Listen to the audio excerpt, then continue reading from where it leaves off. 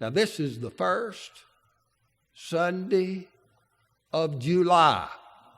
And for those that are regularly worshiping here know that most of the time, not every time, but most of the time, I begin the first Sunday morning of the month with a lesson from one of the Psalms. We're going to look at the 64th Psalm.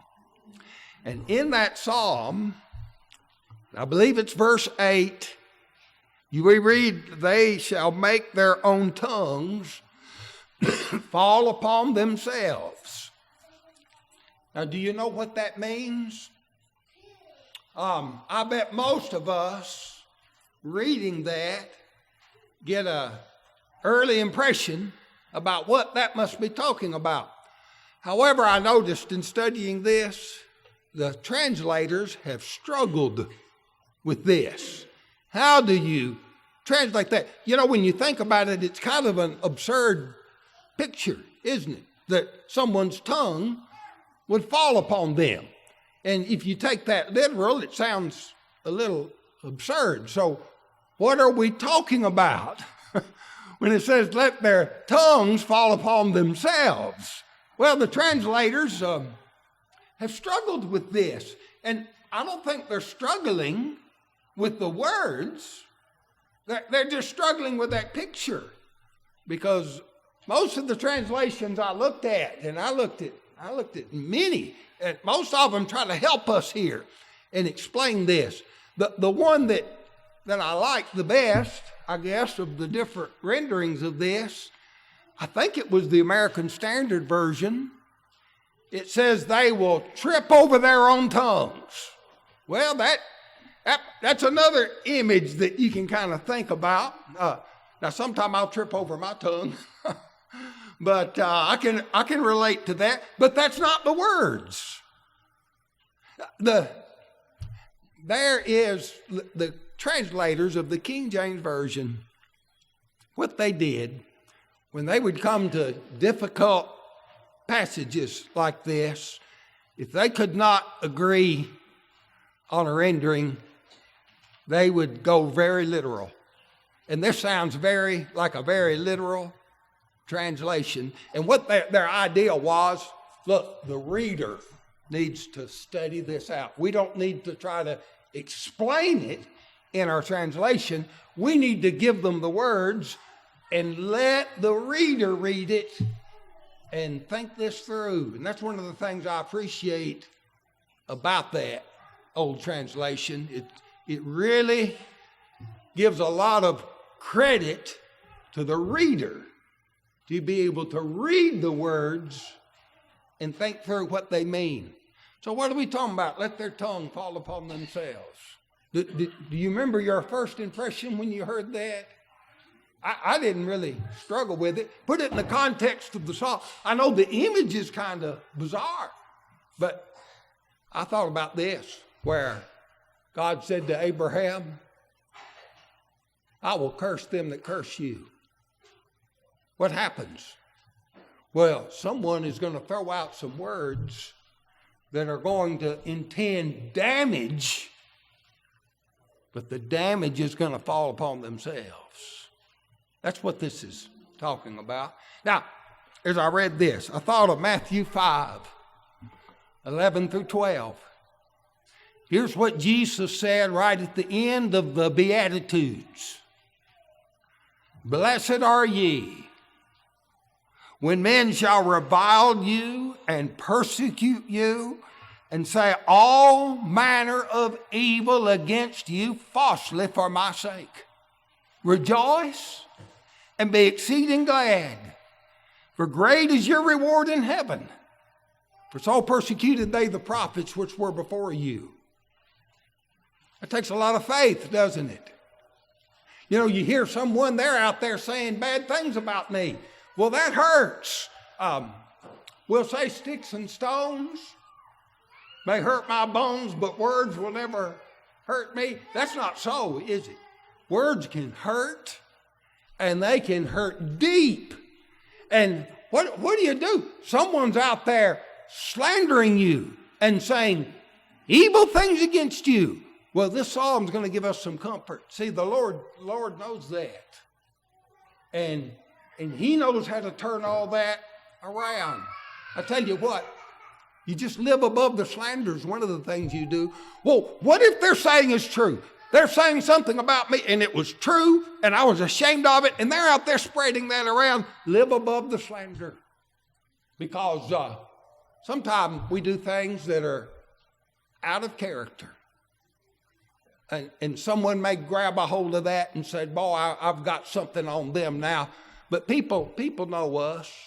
And people are often thinking more than we might think they are. They know. And if it's out of character, they might say, well, even if that's true, that's out of character for them. And we, as humans, sometimes we do things out of character. But we can live above that slander. This psalm will give us comfort. There's a song we sing in our book, Angry Words. Oh, let them never from the tongue unbridled slip. Boy, it's hard to bridle that tongue. Sometimes we'll say it and it just slips out, and it said it soils the lip. So who does it hurt? The one that said it is the one with the soiled lip, aren't they? And then, friendship is too sacred for a moment's rest, desolate folly to desolate and mar. You can destroy a friendship with an angry word. Bitterest thoughts are rashly stirred. Well, we can do that, can't we? We can say things and just stir up bitterness. And we've got to be careful with our tongue that we don't do that.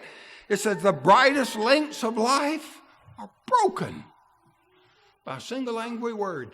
Oh, words can be damaging and words can hurt. And the things that we can say can hurt others. And the things that others say can hurt us. But God knows. There's some comfort here. You don't think words can hurt? Proverbs 18 and verse 8.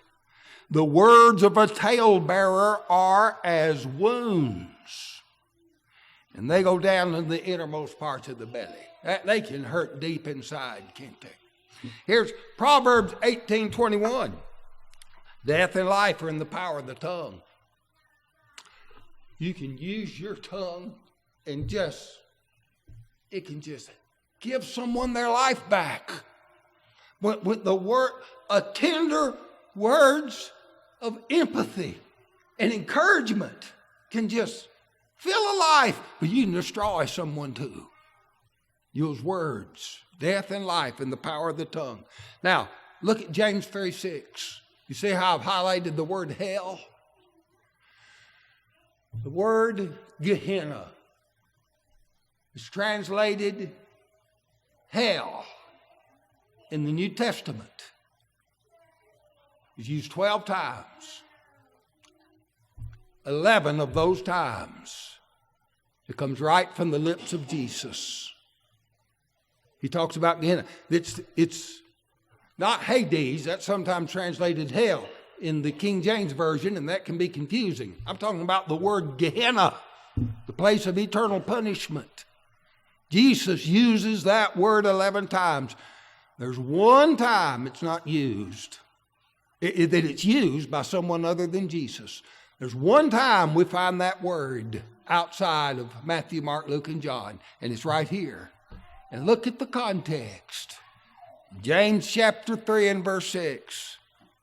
And the tongue is a fire, a world of iniquity.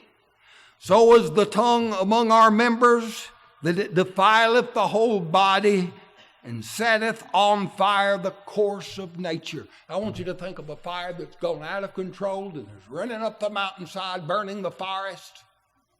That's what a little spark from a tongue can do. It can cause that kind of damage. And then it says, and is set on the fire of hell. Well, surely the Holy Spirit wanted John to use that word to emphasize the kind of damage that can be done by the tongue. Let's look, we'll read the psalm and then go through it. To the chief musician, Psalm of David. Hear my voice, O God, in my prayer. Preserve my life from the fear of the enemy.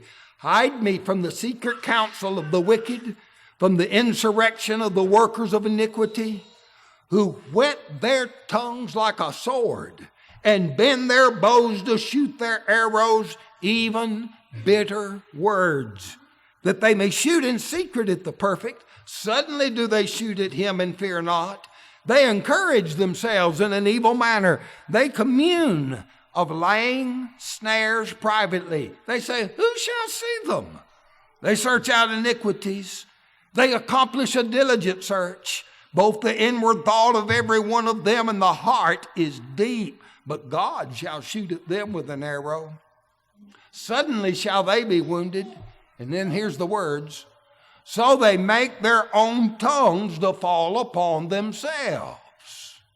All that see them shall flee away. All men shall fear and shall declare the work of God, for they shall wisely consider of his doing. The righteous shall be glad in the Lord, and shall trust in him, and all the upright in heart shall glory. Let's look at this. Chief musician, Psalm of David. Very often in the Psalms, there's little indicators that if you know about the life of David, you can tie the psalm into an event in his life. But I couldn't find any specific event about David. But I was reminded here, David, remember, he was the king. It just made me think. Now you see this. In our political realm, what our politicians say about one another is just atrocious. And this isn't limited to any particular party. It just seems like the general thing. It's just like in anything they do, if they will spin it in a way to do the most damage to the person they're talking about. I get tired of hearing it. I hope sometime you just turn the news off and get tired. I tell you what hurts me, though, is when I see my brethren pick up on those kinds of things and then repeat it. And Facebook is filled with that. It's just like they're trying. Let's say something that'll do as much damage as we can, as though that's the intent. And we need to refrain from that. We need to put a bridle on our tongue. I tell you, to repeat a slander is to slander, and to repeat a lie is to lie. And so we need to restrain ourselves and not be like the world. I know I've come to expect it out of the media and the politicians and all. But our brethren, we can rise above that, can't we? So David, I'm sure there are many times, David, if nothing else, because he's dealing with civil affairs like our politicians do, somebody's got something ugly to say about him. And sometimes it's because David's being a righteous king. Now, David knows what to do. And here's what we need to learn. He turns to God. Hear my voice, O God, in my prayer. Let's pause just a minute. When you pray in private, do you use your voice? Now, you do not have to use your voice. You can pray to God without anyone even knowing that you're praying. You can do that. But I remember my father-in-law would go to bed at night, and even in his latter years, when his mind was slipping, he'd kneel down and pray, and you could go over there and listen, and you could hear what he was praying, using his voice to say his private prayer. They were some of the sweetest prayers. And if you're struggling in your prayer life, you might think, okay, I'll use my voice. You have to think a little more to use your voice in prayer than you do praying silently, don't you? You just have to think about it a little more. But it's the effectual, fervent prayer of a righteous man that availeth much. And so you might think, okay, I'm going to go off to my closet. You're not doing this, everybody can hear. I'll go to my closet or my private place, but I'll pray with my voice and see if that might help in your prayers. I'll hear my voice, oh God, in my prayer. Preserve my life from the fear of the enemy. You know, fear can cause us to do some things that we really ought not do, that are not wise. And fear can hurt us. So save me from that fear. Look at the thought process of this line. Hide me from the secret counsel of the wicked. Now think about this. The secret counsel. Why are they in secret? Why did the enemy have a secret counsel? They're hiding, aren't they? Hide me from those that are hiding from me. You see how that thought plays out in that line? That's just a beautiful poetic line. They're over there in secret. I'll get to that in just a minute. The insurrection of the workers of iniquity. Now that makes me think maybe this had something to do with David being king, being an insurrection. If we've got that word right, that's how you overthrow a kingdom, you know. So maybe if we have that word right, it might have something to do with that. It makes me think maybe about the time with Absalom or some other time where they're trying to overthrow David. But look at verse 3. Who whet their tongue like a sword. That's not W-E-T. That's no, it's not W-E-T. That's W-H-E-T. Whet. How many of us have had a whetstone with our pocket knives? Boy, we can get it sharp on that whetstone. See, that's what we're doing. We're really getting it sharp. Well, what about whetting your tongue? A sharp tongue. Can't you just see that image? You're really thinking through, how can I frame my words where I can really cut with them? That's whetting their tongue. I thought of this, Deuteronomy 32:41. I was looking up that word whet. I love the way it's used in Deuteronomy 32:41. If I whet my glittering sword. Now, this is talking about God taking vengeance on those that are against him. So this is actually used in a positive sense here. But you know, you can just see that whet, that glittering sword, that shining sword, and that edge just sparkling. It's good and sharp. And then think about a sharp tongue. This is going to be used for the purpose of damage.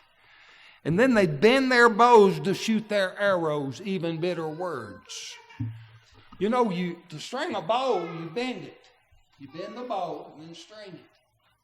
And then to shoot the bow, you bend it a little more. You see that bow bending as the string pulls back. And they've got their arrow ready, but what are their arrows? I'm going to shoot a bitter word. That's their arrows. And so bitter words here described as the arrows that they're going to shoot. Now, they may shoot in secret at the perfect. Suddenly do they shoot at him and fear not. You know how bow hunters do. Don't you, Ryan? You hide, don't you? You hide from the deer so you can shoot him in secret. And then you turn that bow loose and the deer doesn't know it's coming. And all of a sudden, wham, you got the deer. Well, what if somebody's trying to do you that way? And they're going to do it with some ugly thing they're going to say. And they're waiting for just the right moment to do the most damage with their bitter words. Now, that would trouble me. And I think any of us thinking someone doing us that way, that would trouble us. What is our comfort? Well, here it is. God sees this. In verse 2, they hide from me the secret counsel. See, they're doing this in secret. Verse 4, that they shoot in secret. Verse 5, they encourage themselves in an evil manner. They commune of lying snares privately. Privately. That's kind of hidden. Who shall see them? Well, now that might mean, who's going to see this snare? I got this trap. Who's going to see that? But it sounds like to me it means nobody's going to know. I'll stay secret. Nobody will see me getting this thing ready and setting this thing up. If that's what that means, they're wrong about that. Because we read in Proverbs 15 in verse 3, the eyes of the Lord are in every place, beholding the evil and the good. We read in Jeremiah 23 and verse 24, can any hide himself in secret places that I shall not see him? Saith the Lord, do not I fill heaven and earth, saith the Lord. You see, someone is plotting in secret to damage us with their words. God knows that. God knows. They're not hiding from God. Now, it says they search out iniquities. They accomplish a diligent search. Both inward thought of every one of them and the heart is deep. They search it out. If someone wants to search out an iniquity about you, do you think they'll find it? If they search diligently, they'll find something. So we're vulnerable, aren't we? There's things we'd rather just leave behind and leave hid. But it's evil to think, I'm going to dig up the dirt on that and use that against them. But that's what they're doing. They're searching diligently to find out. Now, God knows this. God knows. And here's what happens. Look at verse 7. But God shall shoot at them with an arrow. Suddenly shall they be wounded. And to me, it just reminds me of some of these old cowboy shows I used to see, you know, where the evil guy's coming up. He's going to shoot the good guy with his gun. And then out of nowhere, the evil guy gets shot by someone else just before he pulls the trigger. You know, you've seen scenes like that. God knows. And God can shoot them first. God's going to stop them. Look, so shall they make their own tongue to fall upon themselves. Now you see the context. And it's kind of a bizarre image, but we see what's happening here. They're going to use their tongue to accomplish evil, but it's going to fall back upon them. And all that see them shall flee away. All men shall fear and shall declare the work of God. For they shall wisely consider of his doing. I tell you, people that are set out to try to harm another with bitter words, it'll be exposed. They're going to hurt themselves instead of the one they're trying to harm. And there may be some temporary harm that shows up before people get wise to this, but people are going to see through it.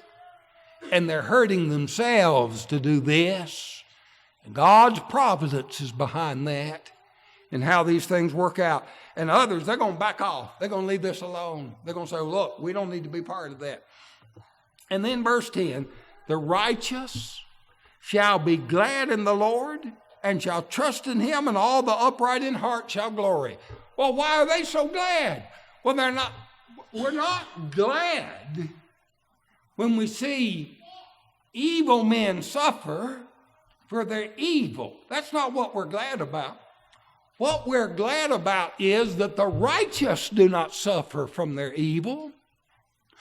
And we're glad that their evil does not accomplish its intended work. That's what makes us glad. And so the righteous will see this, and it'll be a confirmation to them God is still in control. So we're going to rejoice over this. And it goes right back to Matthew 5, 11 and 12. Rejoice and be exceeding glad. Now that takes some faith. But when someone's out trying to harm you with bitter words, let this provide you some comfort. Rejoice and be exceeding glad. Here's what we got to do. Go back to Psalm 64 and verse 10. Trust in him. Trust in Him. We need to place our trust in God. Because God sees. God's made these promises. And we're going to sing this invitation song, There's a Great Day Coming. We need to put our trust in God. You want to be saved? You got to put your trust in God. That's more than just, well, I believe that. When you put your trust in God, you act on that. And so you need to be baptized. Is that going to save me from my sin? Trust God. Trust God. You'll do what He says. Then He'll do as He promised. Trust Him. And so come forward to be baptized and put your trust in Him. That's what you need to do this morning while we sing this song.